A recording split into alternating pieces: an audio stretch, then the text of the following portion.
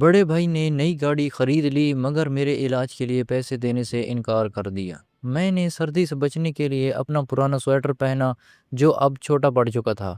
اسی سویٹر کی جیب سے دو چابیاں اور ایک پتہ ملا۔ میں اس پتے پر پہنچا تو ایک چھوٹا سا مکان تھا جو ابا نے مرنے سے پہلے میرے نام خریدا تھا۔ ایک چابی اس مکان کی تھی۔ جب بھائی کو معلوم ہوا تو اس نے مجھے فوراً گھر سے نکال دیا اور کہا کہ اب وہیں جا کر رہو۔ میں نے سامان رکھنے کے لیے جیسے ہی دوسری چابی سے الماری کا تالا کھولا، میری آنکھیں حیرت سے پھٹ پڑیں۔ ہمیشہ اب تک اس نے یہی بات سنی تھی کہ وقت انسان کو بہت سے رنگ دکھاتا ہے، اپنوں کے اصل چہرے مشکل وقت میں سامنے آتے ہیں۔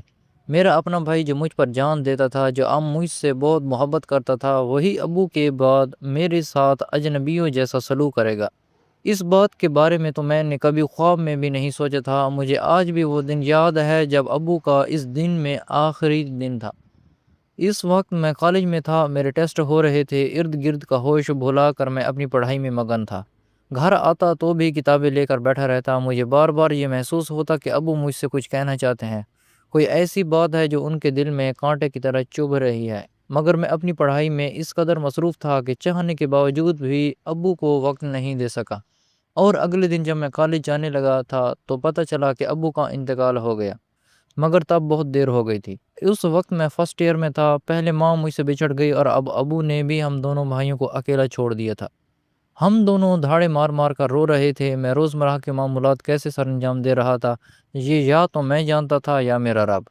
ابو کی وفات کے بعد وہ پہلا مہینہ کسی اذیت ناک خاموشی کی نظر ہو گیا تھا۔ میں نے کبھی سوچا بھی نہ تھا کہ جس گھر کی دیواریں قہقہوں سے گونجتی تھی، وہاں ایک ایسی سازش پنپ رہی تھی جو میری زندگی کی بنیادیں ہلا کر رکھ دے گی۔ بھائی کا رویہ پہلے دن سے ہی مشکوک تھا۔ وہ ابو کے کمرے میں گھنٹوں بند رہتے۔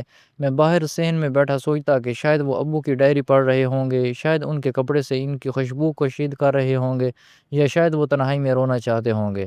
میں کئی بار ہمت کر کے کمرے کے پاس گیا کہ ان کا ہاتھ تھام کر کہوں، بھائی میں ابھی زندہ ہوں، ہم مل کر ابو کا خلا پر پور کریں گے۔ لیکن ہر بار اندر سے آتی ہوئی دروازے کی کھلنے اور بند ہونے کی آوازیں، کاغذات کے بکھرنے کی سرسراہٹ اور بھائی کی کسی چیز کو جنونی حد تک ڈھونڈنے کی کیفیت مجھے روک دیتی۔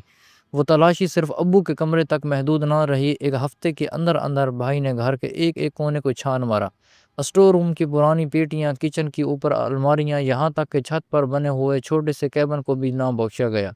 میں جب بھی ان سے پوچھنے کی کوشش کرتا کہ بھائی آپ کیا ڈھونڈ رہے ہیں، تو وہ تیکھی نظروں سے مجھے دیکھنے اور کہتے، تم اپنی پڑھائی پر توجہ دو، گھر کے معاملات میں دخل دینے کی ضرورت نہیں ہے۔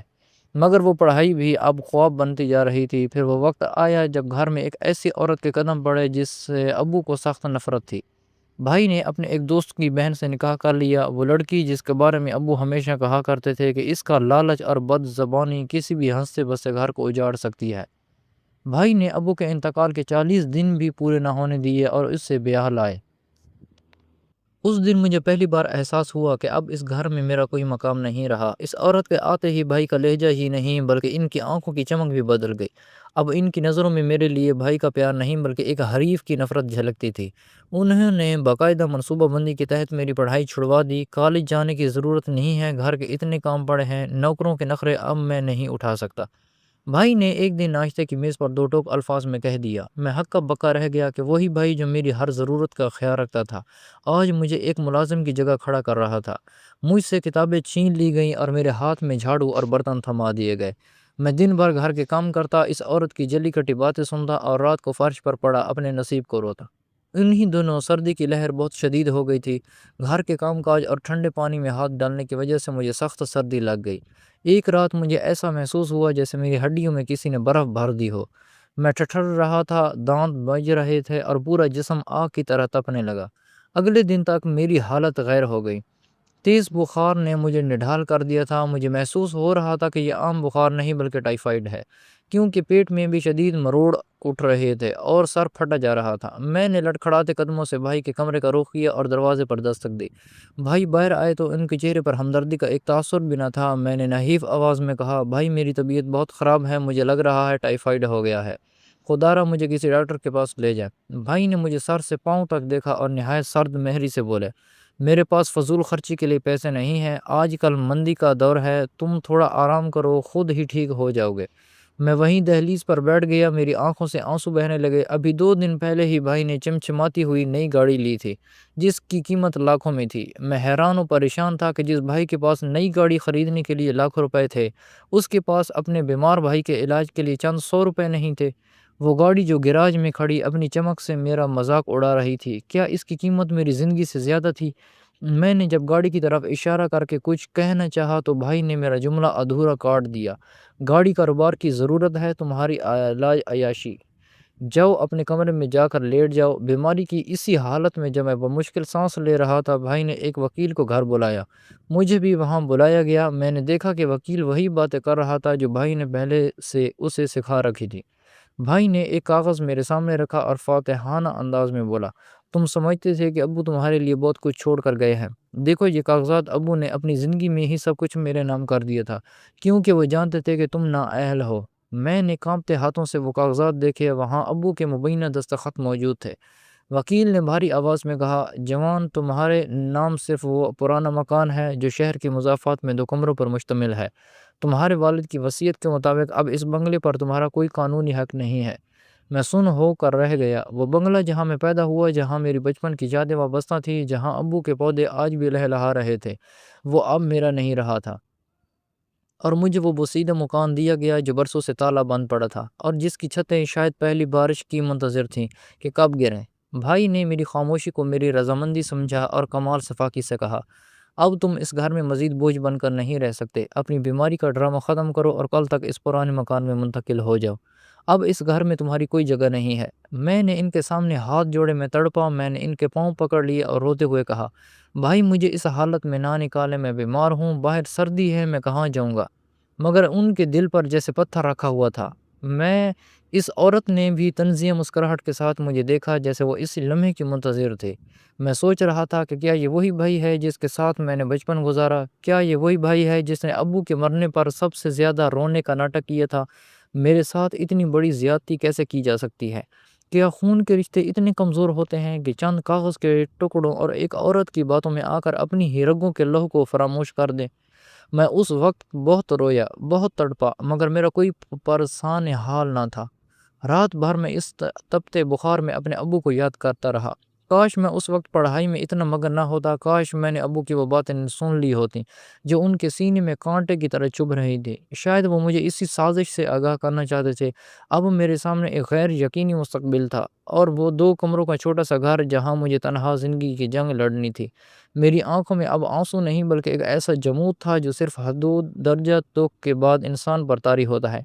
میں نے سوچ لیا تھا کہ اگر میرا رب زندہ تو وہ میرا حساب ضرور کرے گا، مگر فی الحال میں نے اس ظالم بھائی اور اس کے گھر کو ہمیشہ کے لیے خیر آباد کہنے کا کڑوا گھونٹ بھر لیا تھا۔ جب میں نے اپنے گھر کی چوکھٹ پار کی تو میرے پیچھے صرف ایک لکڑی کا دروازہ بند نہیں ہوا تھا بلکہ میری زندگی کا ہر وہ سہارا چھین لیا گیا تھا جس پر مجھے ناز تھا۔ وہ بنگلہ جس کی ایک ایک اینٹ ابو نے اپنی محنت اور حلال کی کمائی سے رکھی تھی، جہاں میری زندگی کا ہر لمحہ سکون اور عافیت میں گزارا تھا، آج وہی گھر میرے لیے اجنبی بن چکا تھا۔ میرے ہاتھ میں صرف ایک چھوٹا سا بیگ تھا جس میں چند کپڑے اور ابو کی کچھ یادگاریں تھیں، لیکن میرا دل دکھوں کے اس بوجھ سے پھٹا جا رہا تھا جسے بیان کرنا ممکن نہیں۔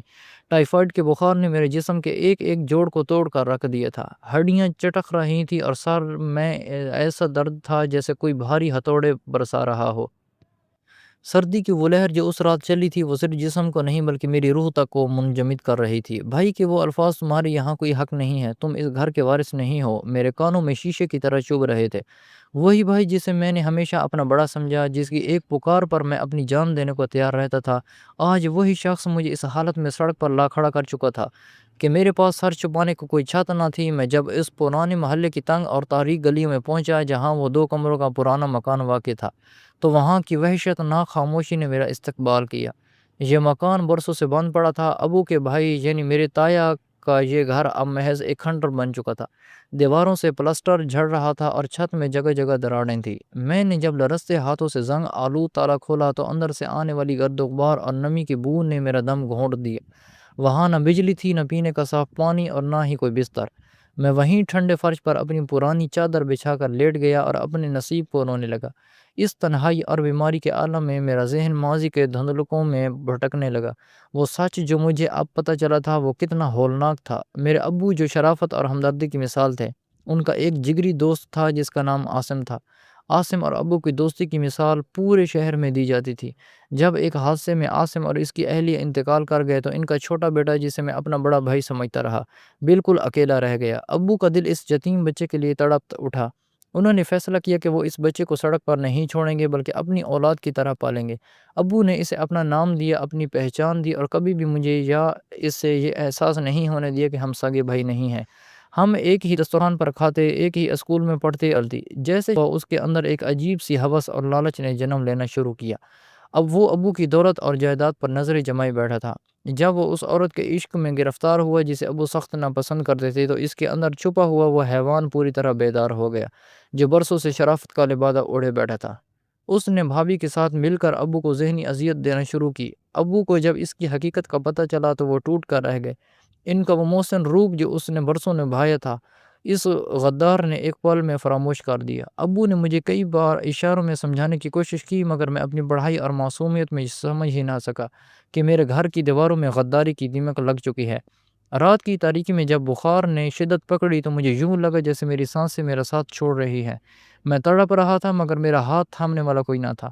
مجھے صبح جب سورج کی ایک ہلکی سی کرن ٹوٹی ہوئی کھڑکی سے اندر آئی تو میری نظر ایک کونے میں پڑی لکڑی کی ایک بوسیدہ الماری پر پڑی۔ میں نے ہمت جمع کی اور لڑکھڑاتے قدموں سے اس کی طرف بڑھا۔ الماری کھولی تو اندر ابو کے کچھ پرانے کپڑے لٹکے ہوئے تھے۔ میری نظر ایک گہرے بھورے رنگ کے اونی سویٹر پر پڑی۔ یہ وہی سویٹر تھا جو میں بچپن میں ضد کر کے ابو سے پہن لیتا تھا اور بعد میں یہ میرا پسندیدہ لباس بن گیا تھا۔ سردی کی شدت سے بچنے کے لیے میں نے وہ سویٹر نکال لیا۔ جیسے ہی میں نے اسے پہنا مجھے یوں لگا جیسے ابو نے خود کو مجھے اپنی آغوش میں لے لیا ہو۔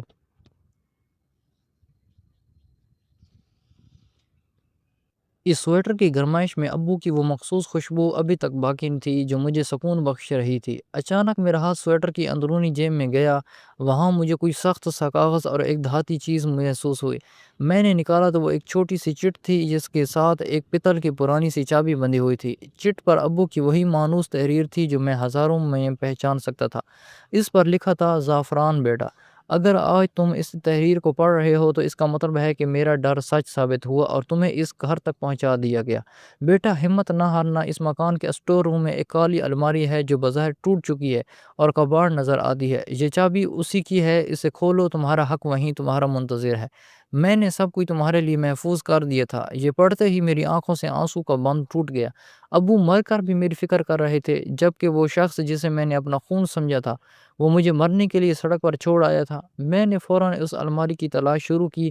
اسٹور روم میں مکڑی کے جالوں اور پرانے ٹوٹے پھوٹے فرنیچر سے بھرا ہوا تھا۔ وہاں ایک کونے میں وہ کالی الماری موجود تھی جس کا ایک پٹ لٹک رہا تھا۔ میں نے لرز سے ہاتھوں سے چابی لگائی۔ تالا زنگ آلود تھا مگر ایک جھٹکے سے کھول گیا۔ الماری کے اندر ایک مخمل کا باکس رکھا تھا۔ میں نے اسے کھولا تو اندر جائیداد کے اصلی کاغذات، کچھ سونا اور ایک موٹی سی ڈائری رکھی تھی۔ میں نے ڈائری کھولی تو پہلا ہی صفحہ میرے ہوش اڑانے کے لیے کافی تھا۔ ابو نے لکھا تھا کہ بھائی نے جو کاغذات مجھے دکھائے تھے وہ سراسر جعلی تھے۔ بھائی نے وکیلوں کو رشوت دے کر اور ابو کے ہوش میں نہ ہونے کا فائدہ اٹھا کر ان کی جعلی دستخط کروائے تھے۔ ڈائری میں ابو نے ایک ایک واقعے کی تفصیل لکھی تھی۔ انہوں نے لکھا کہ کیسے بھائی نے ایسی ادویات دے رہا تھا جو ان کے اعصاب کو کمزور کر رہی تھیں۔ ابو کو شک تھا کہ ان کی موت قدرتی نہیں ہوگی، اسی لیے انہوں نے خاموشی سے شہر کے سب سے بڑے وکیل سے رجوع کیا اور اپنی جائیداد اور یہ بنگلہ، شہر کی دکانیں اور تمام زمینیں قانونی طور پر صرف اور صرف اپنے سگے بیٹے زعفران کے نام کر دی تھیں۔ میری روح کانپ اٹھتی جب میں وہ صفحات پڑھتا جہاں ابو نے اپنی بے بسی کا تذکرہ کیا تھا۔ آج میرے اپنے ہی پالے ہوئے بیٹے نے مجھ پر ہاتھ اٹھایا۔ ابو کی یہ تحریر میں دل پر آری کی طرح چل رہی تھی۔ جس بھائی نے مجھے بیماری میں ڈاکٹر کے پاس لے جانے سے انکار کیا، جس نے نئی گاڑی خرید لی مگر میرے لیے دوا کے پیسے نہیں نکالے، وہ دراصل ایک قاتل تھا جس نے اپنے محسن کے احسانوں کا بدلہ خون سے دیا تھا۔ بیماری کے باوجود میرے اندر ایک غیبی طاقت آ گئی تھی۔ میں نے وہ تمام کاغذات سمیٹے اور شہر کے سب سے معتبر وکیل جو ابو کے پرانے دوست بھی تھے ان کے پاس پہنچا۔ جب انہوں نے اصلی کاغذات اور ابو کی ڈائری دیکھی تو ان کی آنکھیں غصے سے لال ہو گئیں۔ انہوں نے مجھ سے وعدہ کیا کہ وہ اس کیس کو اپنی زندگی کا مقصد بنا لیں گے اور مجھے میرا حق دلائیں گے۔ قانونی کارروائی شروع ہوئی۔ جب عدالت کے کارندے اور پولیس اس بنگلے پر پہنچے تو بھائی اور اس کی بیوی کے چہروں سے رنگ اڑ گیا۔ بھائی نے بہت چلانے کی کوشش کی، وہی جیلی کاغذات دکھائے جو اس نے مجھے دکھائے تھے، مگر جب اصلی کاغذات اور ابو کے رجسٹرڈ وصیت نامے کے سامنے ان کا جھوٹ کھلا تو ان کے پاس چھپنے کی جگہ نہ تھی۔ عدالت نے فوری طور پر مکان خالی کرنے کا حکم دیا اور بھائی کو جیل سازی اور دھوکہ دہی کے جرم میں گرفتار کرنے کا حکم جاری کیا۔ میں دوبارہ اپنے اسی گھر میں واپس آ گیا جہاں میری بچپن کی یادیں وابستہ تھیں۔ میں نے ان دونوں کو اسی پرانے مکان کی چابی دی جو انہوں نے مجھے دی تھی۔ میں نے کہا آج سے تمہارا ٹھکانہ وہی کھنڈر ہے تاکہ تمہیں پتہ چلے کہ اپنوں کو دھوکہ دینے کا انجام کیا ہوتا ہے۔ وقت گزرتا گیا، میں نے اپنی تعلیم دوبارہ شروع کی اور ابو کے کاروبار کو سنبھال لیا۔ جائیداد اور پیسہ دوبارہ میرے قدموں میں تھا، مگر میں نے غرور کو اپنے قریب نہیں آنے دیا۔ ایک دن جب میں اپنے دفتر میں بیٹھا تھا تو بھابھی روتی ہوئی اندر داخل ہوئیں۔ ان کی حالت غیر تھی، کپڑے بوسیدہ تھے اور چہرے پر وحشت تھی۔ انہوں نے بتایا کہ بھائی کا ایک نہایت ہی ہولناک ایکسیڈنٹ ہوا ہے اور وہ زندگی کی موت کی کشمکش میں ہے۔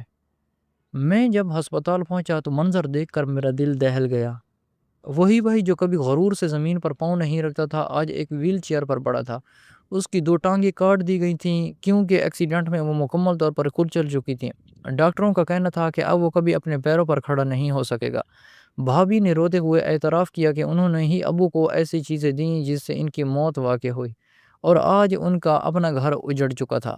یہ اللہ کی لاٹھی تھی جو بے آواز چلی، جس نے میرے باپ کی ٹانگوں پر بیٹھ کر انہیں بے بس کیا تھا۔ آج اللہ نے اس کی اپنی ٹانگیں چھین لی۔ جس نے مجھے بیماری میں تڑپایا تھا، آج وہ خود زندگی بھر کی معذوری کا شکار تھا۔ میں نے انہیں معاف تو نہیں کیا، مگر انسانیت کے ناطے ان کے علاج کے اخراجات اٹھائے تاکہ وہ اپنی باقی زندگی اس پچھتاوے اور درد کے ساتھ گزار سکیں کہ ظلم کا انجام کتنا عبرت ناک ہوتا ہے۔ آج میں اپنے گھر کے اسی کمرے میں بیٹھا ہوں جہاں ابو بیٹھتے تھے۔ میرے پاس سب کچھ ہے، مگر میں نے ایک سبق سیکھ لیا ہے کہ اللہ کا انصاف دیر سے ہی صحیح مگر آتا ضرور ہے۔